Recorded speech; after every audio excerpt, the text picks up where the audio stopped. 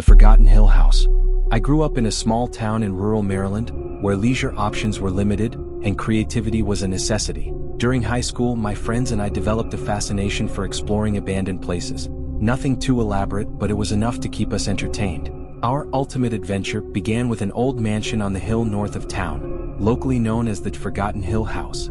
The mansion had been abandoned decades before and sat at the end of a dirt road no one used anymore. Rumor said it belonged to a wealthy family that mysteriously disappeared, but no one knew for sure what happened. The house was surrounded by a dense forest and encircled by a rusted fence. That night there were 5 of us. Me, Sarah, Lucas, Miguel, and Karina. We brought flashlights, a few drinks, and a bit of courage we pretended to have. The mansion looked bigger than we remembered, with broken windows reflecting the moonlight like empty eyes. The main entrance was blocked by debris, so we found an opening in the back. As soon as we entered, the air felt heavier, with a strange smell of mold and rust. The floor was covered in dry leaves and debris. It was as if time had stopped inside. In the grand hall, a gigantic chandelier swayed slightly despite there being no wind. Sarah joked that maybe it was a ghostly host welcoming us. Everyone laughed, but there was an air of nervousness. We explored the house for a while, climbing wooden stairs that creaked with every step. We found an old study with empty bookshelves, a dusty ballroom, and bedrooms where rotting furniture still resisted time. But it was the basement that captured our attention. Lucas found a locked door in the kitchen leading downward. He was always the boldest, so he used a crowbar to break it open. The smell that came from there was worse than the rest of the house, but our curiosity got the better of us. The stone staircase led us to a narrow, dark corridor. Our flashlights flickered, illuminating walls covered in handprints, as if someone had spent a lifetime trying to escape. The corridor led to a large room with a dining table in the center. Burnt candles were scattered across it, as if someone had left in the middle of a meal. On the walls, there were portraits of unfamiliar faces, but one in particular caught my attention. A woman with a stern expression, her eyes seeming to follow us. Miguel said it was just an illusion, but no one wanted to look for too long. We decided to explore further, but that was when we heard the sound of footsteps above us. We stopped, trying to pinpoint the source, but the steps echoed back and forth as if someone were walking in circles. Sarah suggested it might be an animal, but I knew it was far too heavy to be a cat or a raccoon. "Let's go upstairs and check," Lucas suggested. No one liked the idea, but he was already heading toward the stairs, his flashlight lighting the way. We didn't want to leave him alone, so we followed hesitantly. Each step creaked under our feet as if the house was warning us not to continue. When we reached the upper floor, silence fell. The footsteps stopped. We stood at the top of the stairs, staring down a long hallway with doors on either side. The wooden floor was rotted in some places, and the walls bore dark marks that looked like scorch marks. "The sound came from there," Lucas whispered, pointing to a door at the end of the hallway. It was a heavy wooden door, different from the others, as if it had been reinforced. Deep scratches covered its surface like something had tried to get in, or out. "Maybe we shouldn't open that," Karina said, her voice heavy with tension. "It could be dangerous. Or it could just be the wind," Lucas replied, already grabbing the handle. As he turned it, the door creaked, opening slowly. The room was dark, except for a beam of moonlight coming through a window partially covered by wooden planks. Inside there was a large bed with torn, dusty sheets. A wardrobe leaned against the wall, and in the corner, a rocking chair swayed slightly, even though the air was still. This isn't normal," Sarah murmured, staring intently at the chair. As we watched, something caught my eye. In the mirror above the wardrobe, something was written.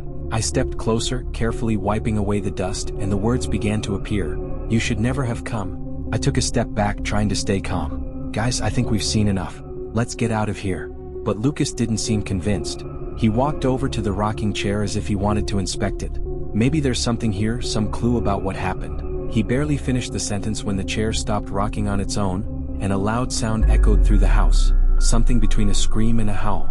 Suddenly, the sound of footsteps returned, but now it was closer, as if it was coming from the hallway we had just walked through. Karina grabbed my arm, her eyes wide with fear. "We're not alone," she whispered. We instinctively turned off our flashlights, trying to hide in the darkness. The sound grew louder until we could hear something scratching the floor, like long nails dragging across the wood. "We have to get out of here," I said, pulling Karina by the hand. Sarah and Miguel followed, but Lucas hesitated. "There's something here, something we need to see. Don't you feel it? It's like the house is showing us." "Lucas, no. We're leaving now," I shouted, but he seemed hypnotized.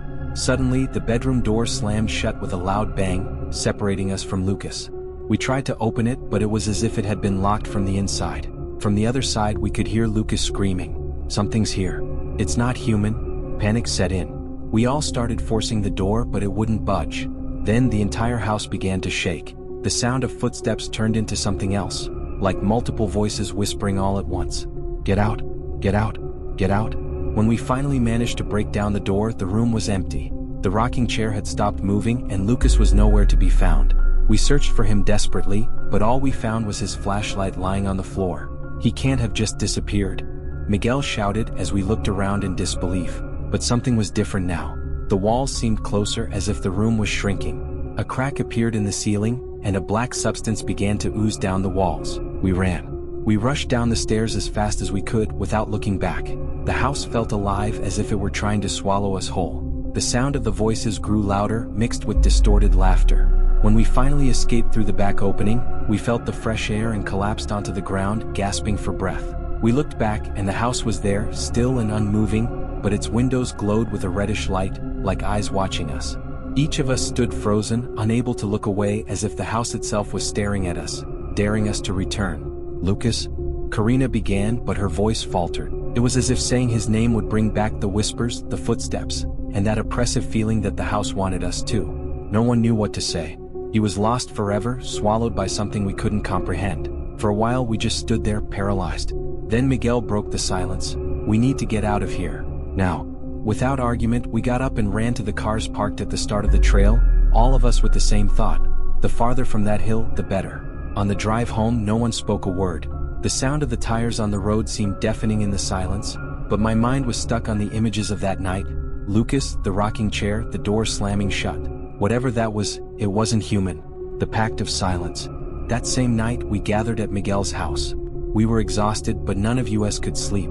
The air felt heavy, as if Lucas's absence was a tangible presence among us. "Promise me we'll never talk about this again," Karina finally said, breaking the silence. Her voice trembled. "No one would believe us, and I don't want to relive it." "I agree," Sarah said, hugging her knees. "What happened there stays there."